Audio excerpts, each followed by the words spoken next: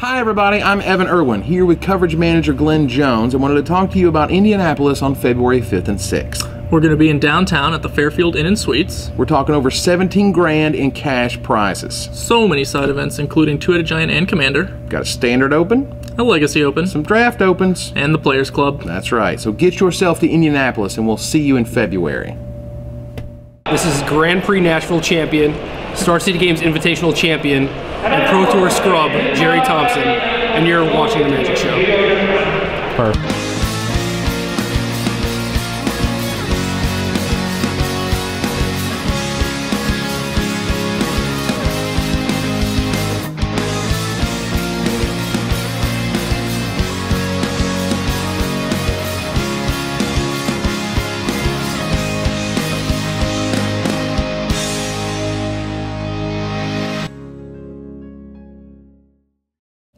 Hi everybody, back here for another Magic Show. I'm here with my co-host Glenn Jones.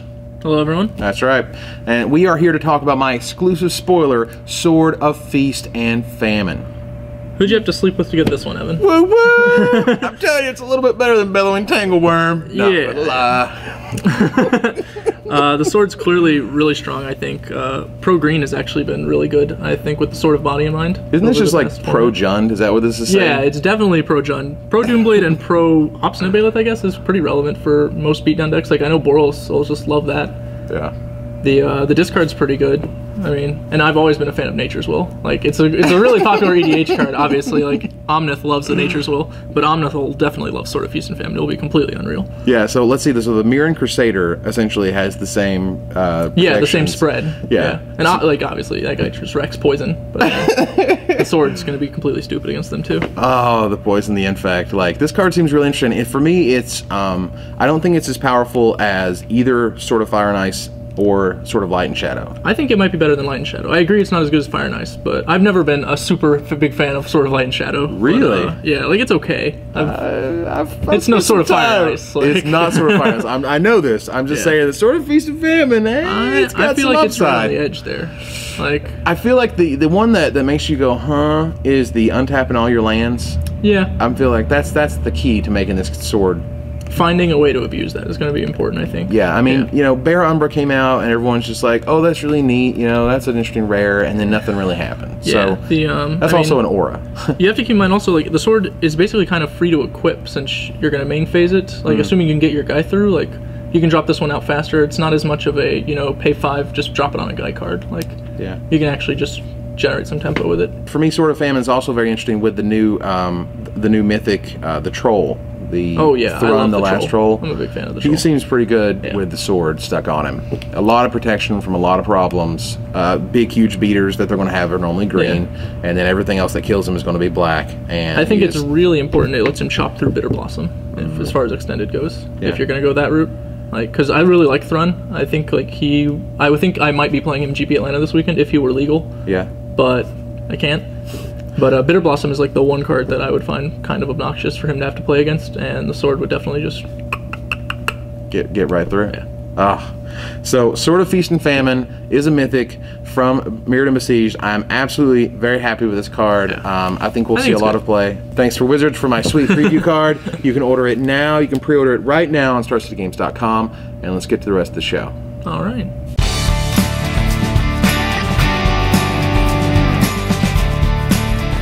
Let me kick it off with one of my favorite cards from the set, which is Green Sun Zenith, because I think this card is just ridiculous. This weekend at the San Jose Open, I know there were a couple Elves decks that did pretty well in Legacy. They didn't manage to crack the top 8, but they did well. And I believe it was Intuition Elves, like Matt Nass and I think Greg Hatch were playing it. Yeah.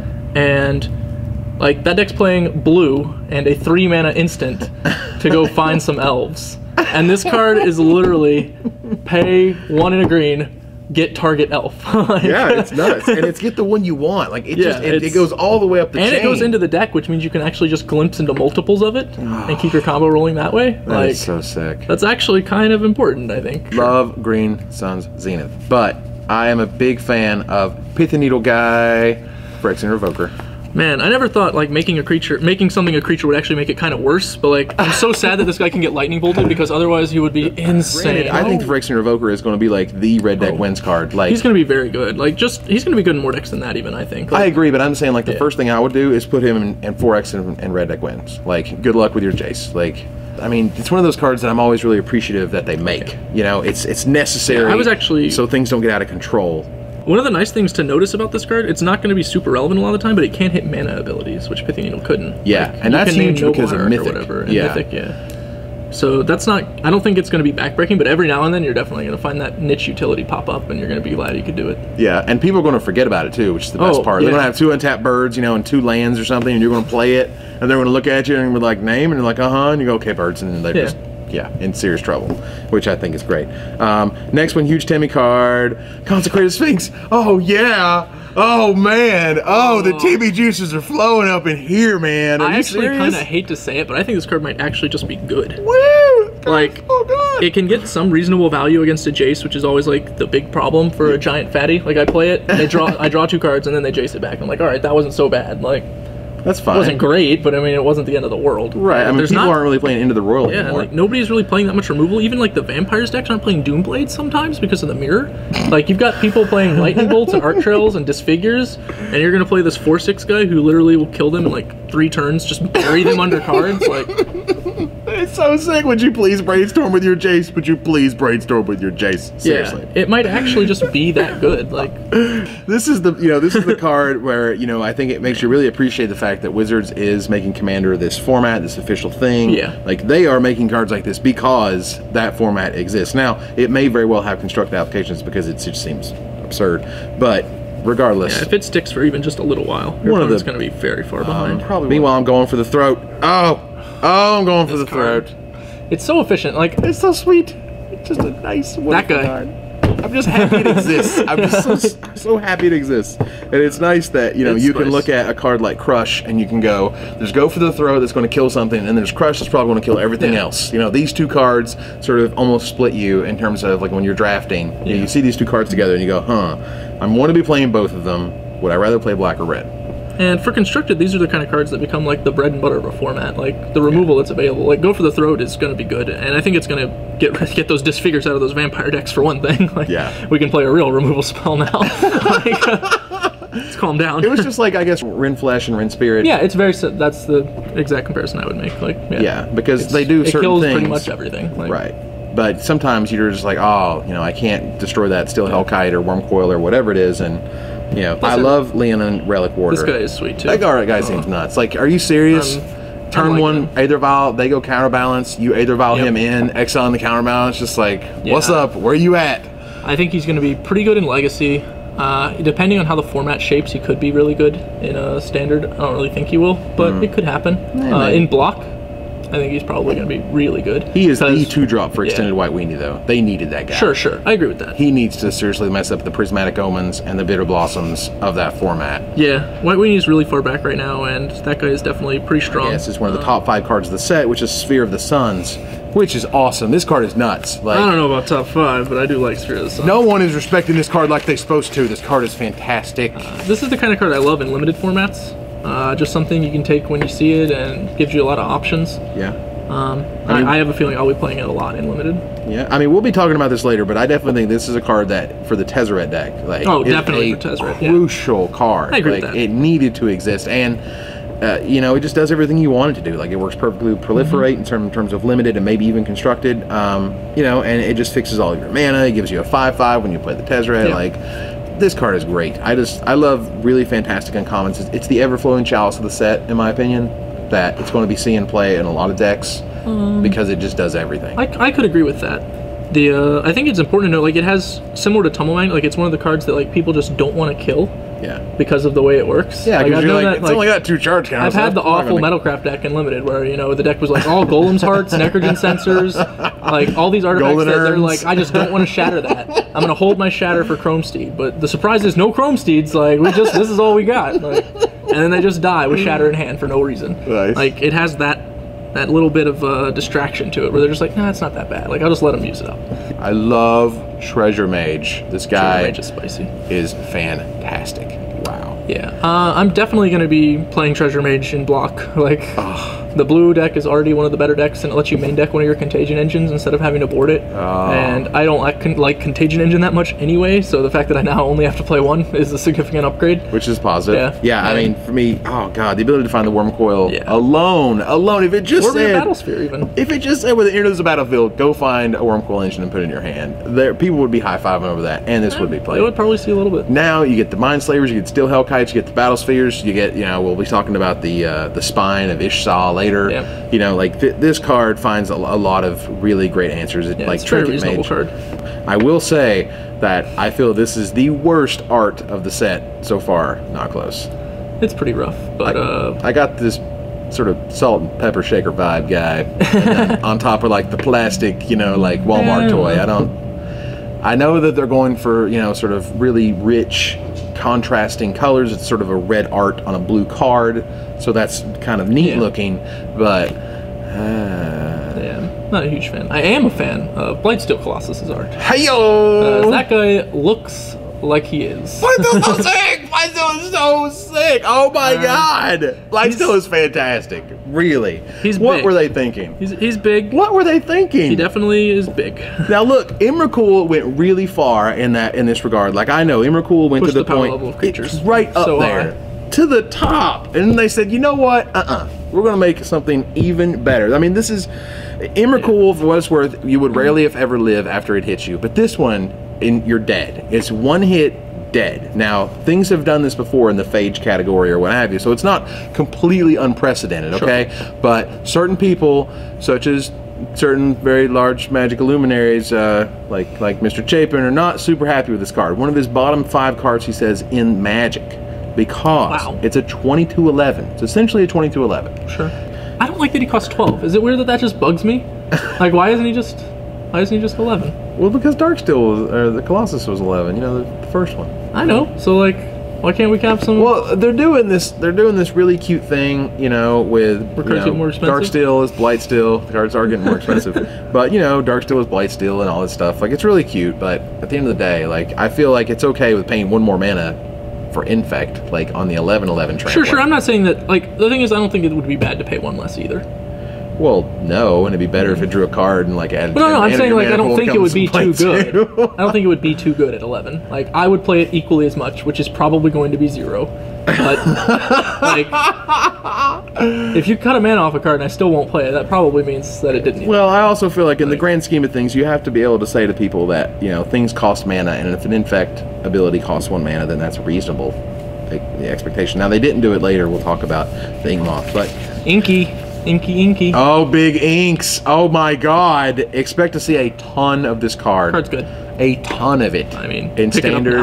Like, wow! Just get them. Like, wherever you have to get them because this will see serious play. I think it can. I don't really see it going down. I feel like it'll be really strong. Blinkmoth is really strong in a variety of decks. Yeah. This card kills just faster in a lot of decks. Like, especially if you're a control deck and you want to run this as like your pseudo Squadron Hawk type threat. Yeah. Like, you no longer have to run 2 mana 1/1 Squadron Hawks. Like, you can just play these lands, and all you have to imagine is if Blinkmoth Nexus were a 2/1 instead of a 1/1, and that's essentially what this card is. Like, it has evasion, it's turn 1, and it also just like, I mean, you're swinging with 2 of them. You're just like, get you for 2. Like, okay, I will poison you out in a couple turns. Like, this thing gives you a legitimate clock, even if you're not playing poison. Like, yeah, I like the card a lot. That card is awesome. I love it. For me, it was just like, Infect needs this 1-drop. Like, give us this 1-drop that has evasion. They're like, hey, I'll do you one better. We'll make it a land. And like, wow. It's gotta be huge for the Infect deck. Like, for actually making a good Infect deck to be able to have reach and survive Wraths. Because the deck was already, there were some people playing it in Standard. Like, not a lot, but there were some. Like, Vines of Vastwood,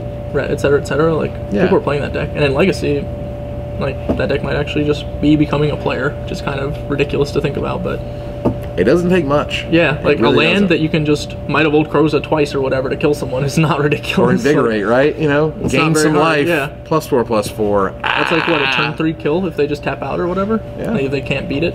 Absolutely not. Invigorate. Alright, so Thrun, the last troll. I love this guy. Why does this card not look like Tom Martell? I don't understand it. What happened? Wizards, really? Art department, you couldn't figure that out? Like, come on now. Oh, I love Thrun. Thrun's good, though. He's Thrun's just really like good. the perfect size. I kicked Tom Martell. I wish their generation only cost 1 green, but that's me being selfish. Good God! I mean, what really? It'd be a lot better. Well, yeah, if it drew a card, it'd be even better, right? High five. I mean we're gonna add stuff, sure. I mean, I think the text box is pretty full.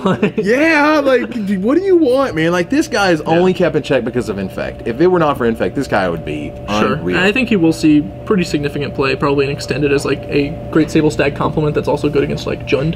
Yeah. Like, I like this guy against Jund a lot. Yeah. Whereas Great Sable Stag in the format is not very good against Jund, thanks to Lightning Bolt and Bloodbraid Elf, whereas this guy literally ignores both of those cards. Yeah. That's pretty big. That's fantastic. So I think you might be able to like cut Chameleon Colossus and Stag and play this guy instead. Wow. Black Sun Zenith. Pretty real card. Is sweet. Yeah. Wow. I like this card a lot. I actually didn't believe this one the first time I saw it spoiled. I was just like, man. It's strong. They're not going to add like another black to that or like, I don't know. I think like it compares early on, obviously it's not quite as good as Infest, but later on it just gets so much better. Yeah. That like it's awesome. And if there is a proliferate strategy that begins to develop, this card will be very good with it, of course.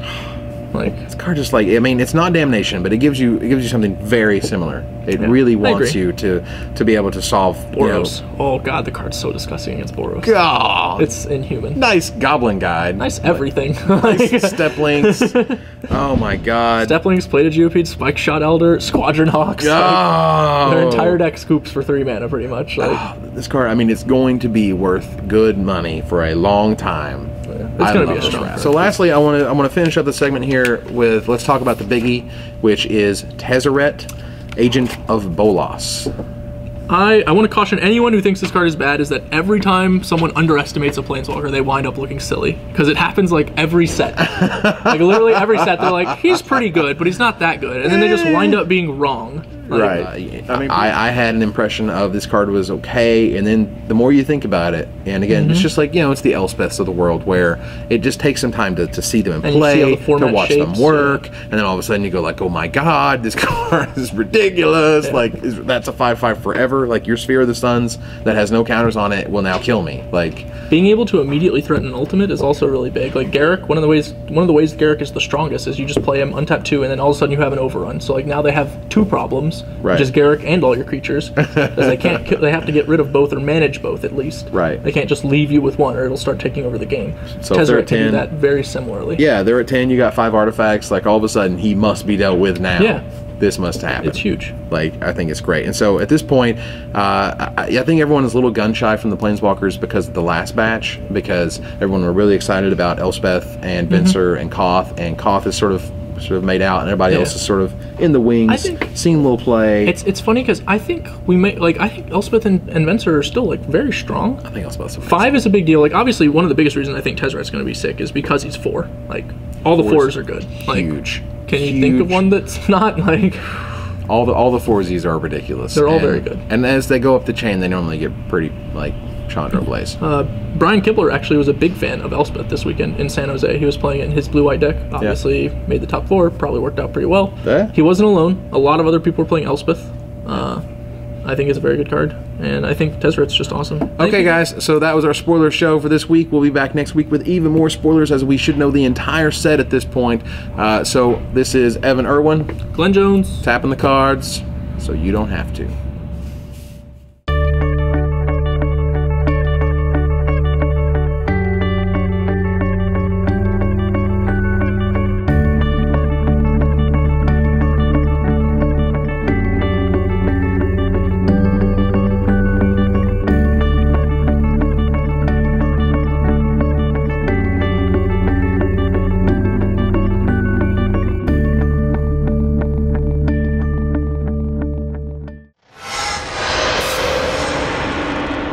Like the fatties.